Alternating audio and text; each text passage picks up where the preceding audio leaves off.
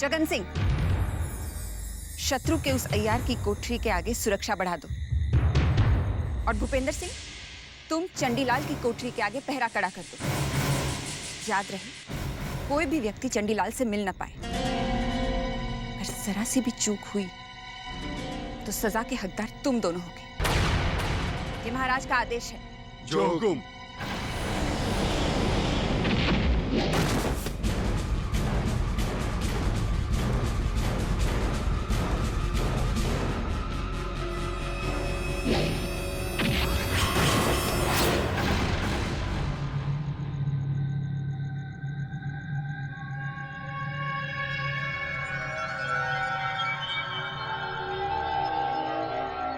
सैनिकों, यहां पर कड़े से कड़ा पहरा लगा दो ताकि कोई परिंदा भी पर ना मार सके। भूपेंद्र सिंह, ये क्या हो रहा है? हमारी कोठरी के सामने इतने सारे सैनिकों का पहरा क्यों? ताकि आप यहां से कभी भी जीवित ना जा सकें।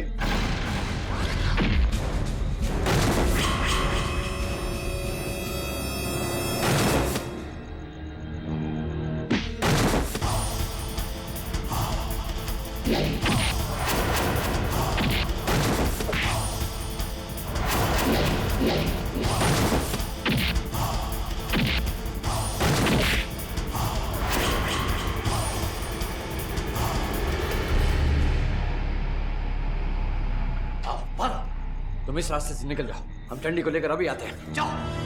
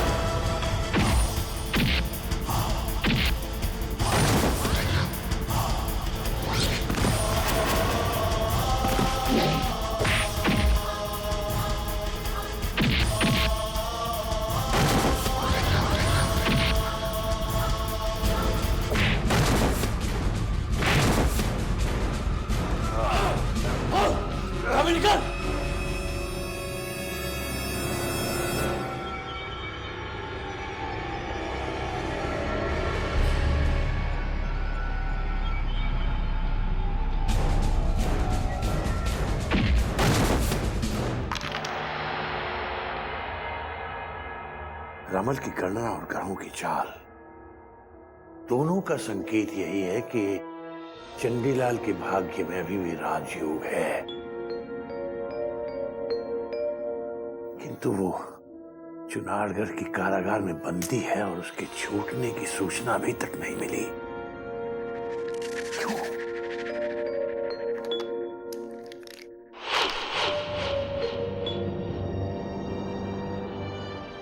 रमल तो बार बार यही कह रहा है कि चंडी किसी भी पल शिवगढ़ में प्रवेश कर सकता है, किंतु कैसे?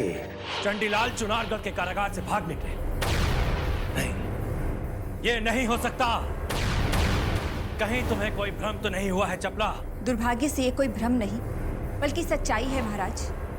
चंडीलाल अब चुनारगढ़ के कारागार से मुक्त होकर शिवगढ़ की ओर निकल चुके हैं। इतने कड़े पहरे के उपरांत भी चंडी कारागार से भागने में सफल हुए?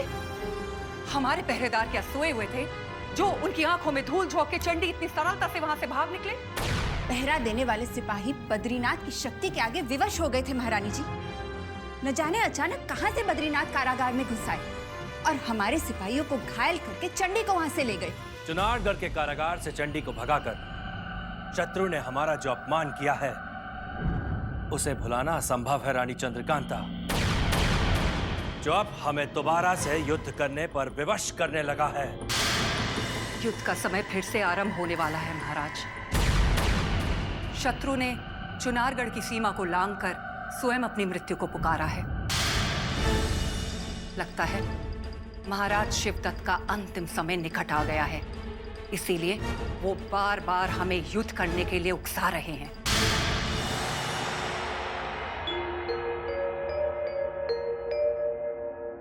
पंडित जी, एक शुभ समाचार है। शीघ्र बताओ भानु प्रताप, क्या समाचार है? आज हमारा रमल भी कुछ नए संकेत दे रहा है। खबर मिली है कि महाबली बद्रीनाथ ने चुनारगढ़ के कारागार से चंडीलाल को मुक्त करा लिया है। अर्थात हमारे रमल की गणना गलत नहीं थी। ये बताओ, इस समय बद्रीनाथ और चंडीलाल कहाँ हैं? गुप्तचरों का कहना है कि वे दोनों शिवगढ़ के बहुत करीब आ चुके हैं और किसी भी समय इस महल में आ सकते हैं। शाबाश भानु प्रताप। अब महाराज शिवदत्त की शंकाओं को निराधार करने का वक्त आ गया है। जैसे ही बद्रीनाथ चंडीलाल को लेकर महल में प्रवेश करेंगे, पंडित जगन्नाथ की कूटनीति में एक नया अध्याय जुड़ जाएगा।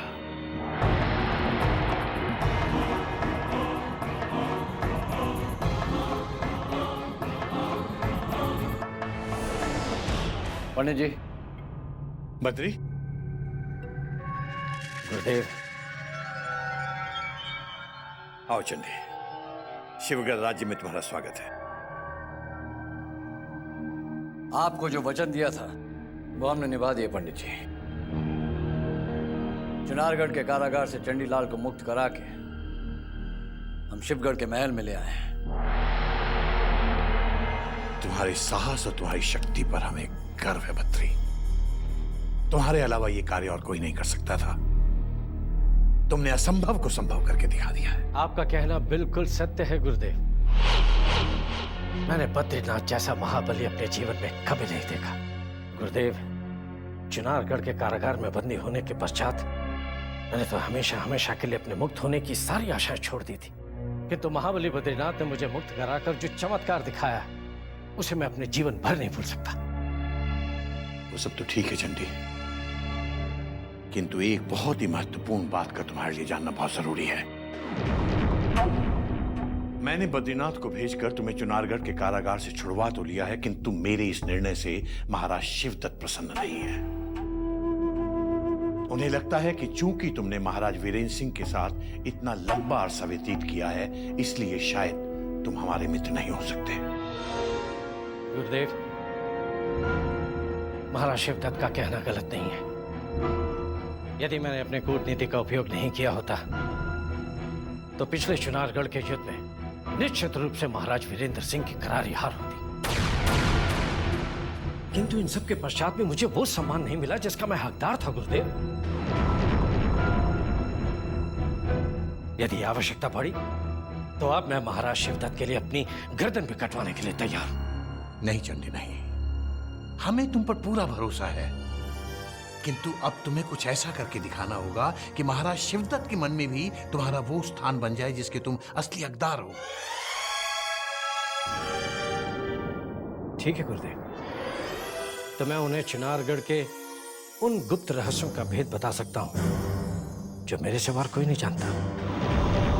यदि आपकी कूटनीति और मेरे षड्यंत्र आपस में मिलकर एक हो जाएं, तो मैं आपको निश्चित रूप से कह सकता हूं कि महाराज वीरेंद्र सिंह का पतन अवश्य होगा। ठीक है चंडी, अब मुझे यकीन हो गया है कि तुम शीघ्र अतिशीघ्र महाराज शिवदत्त के मन में भी अपना वो स्थान बना लोगे जो तुमने कभी महाराज वीरेंद्र सिंह के मन में बनाया था। किंतु इस बात का अवश्य ध्यान रखना चंडीलाल, आपके कारण महाराज शिवदत्त के मन में कभी ठेस न पहुंचे, और न चुनारगढ़ की तरह शिवगढ़ के दरवाजे भी आपके लिए बंद हो सकते हैं।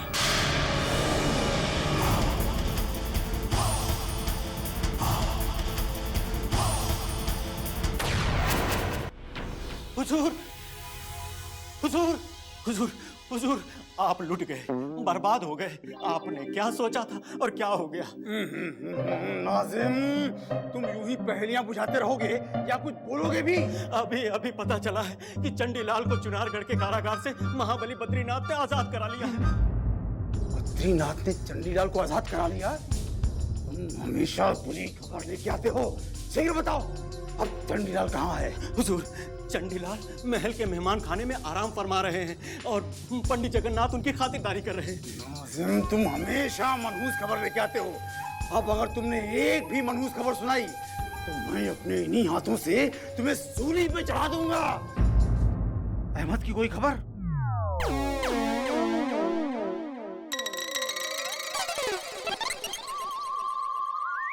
भीम सिंह, ये हम क्या देख रहे हैं?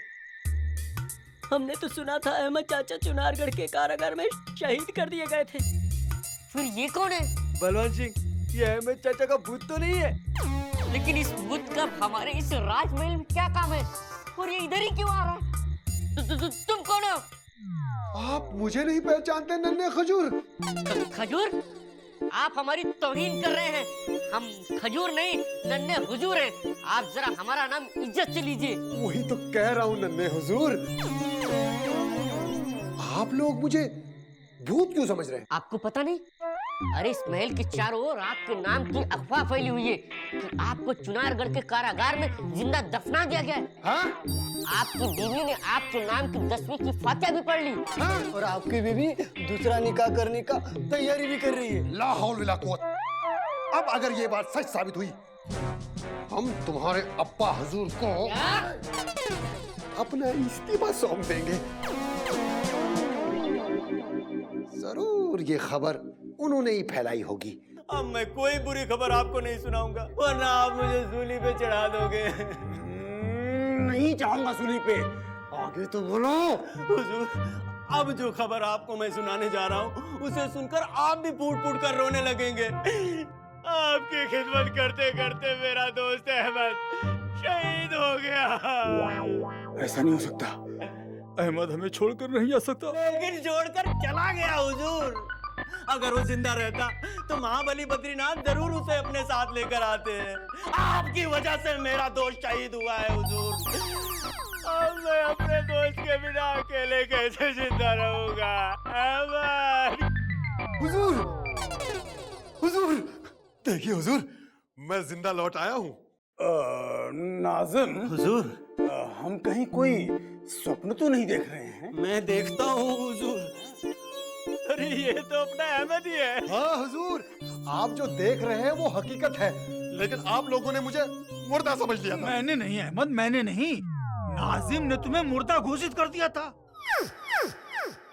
मुझे तो पूर्ण विश्वास था कि तुम बड़ी शान से अपना काम करके लौटोगे, क्योंकि मुझे तुम्हारी वीरता और चतुराई पर पूरा भरोसा है। आप मुझे इतना बहादुर समझते हैं?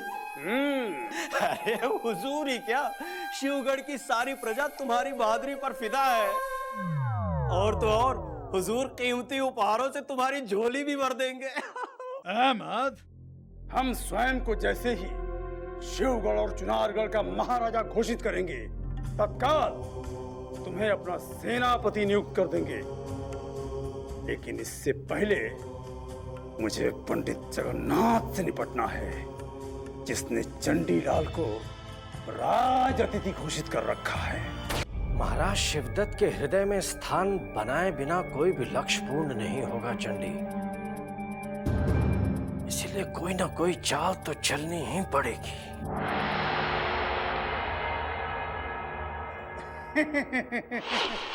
प्रणाम चंडीलाल जी। प्रणाम क्रूर सिंह।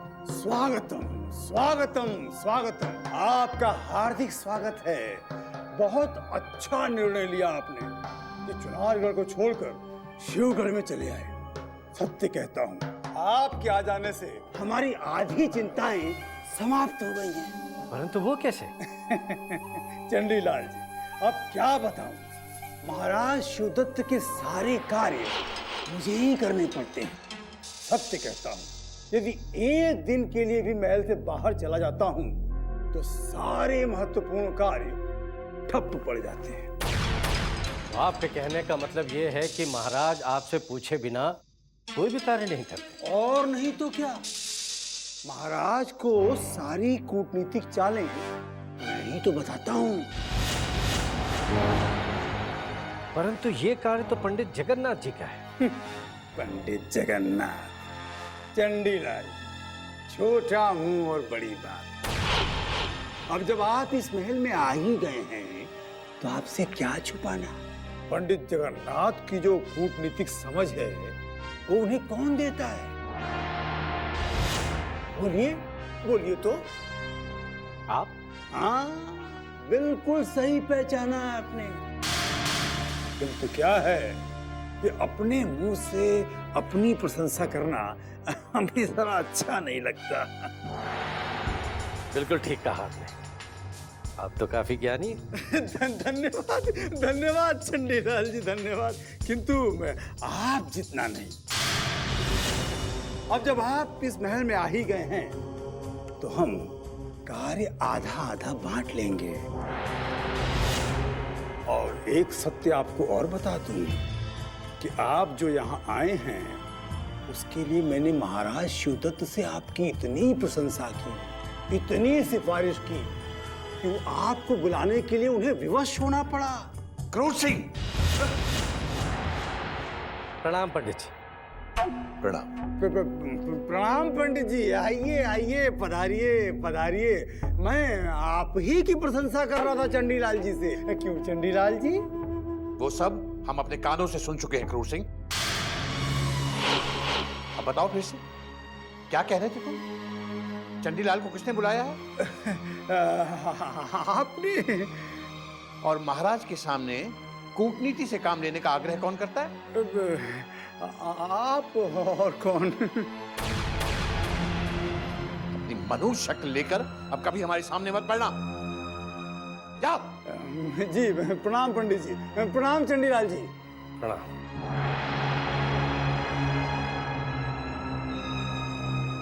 चंडी, इस क्रूर सिंह जैसे मूर्ख को कभी अपने पास मत पटकने देना, अन्यथा व्यर्थ समय गंवाने के अलावा कुछ हाथ नहीं लगेगा। जानता हूं गुरुदेव, भविष्य में हम क्रूर सिंह से सावधान रहेंगे। परंतु गुरुदेव, आपने यहां आने का कष्ट क्यों किया? मेरे लिए संदेश भिजवा देते, मैं स्वयं आपके कक्ष में आ जाता।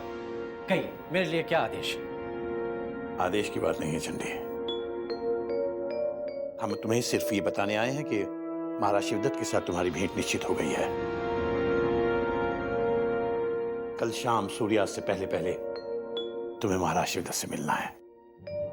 मैं आपका आभारी हूं गुरुदेव। गुरुदेव, परंतु भेंट करने से पूर्व हम आपका आशीर्वाद चाहते हैं ताकि हमारे लक्ष्य में कोई रुकावट ना आ सके। लेकिन हमारा आशीर्वाद तो हमेशा तुम्हारे साथ है चंडी, ये भी कोई कहने की बात है?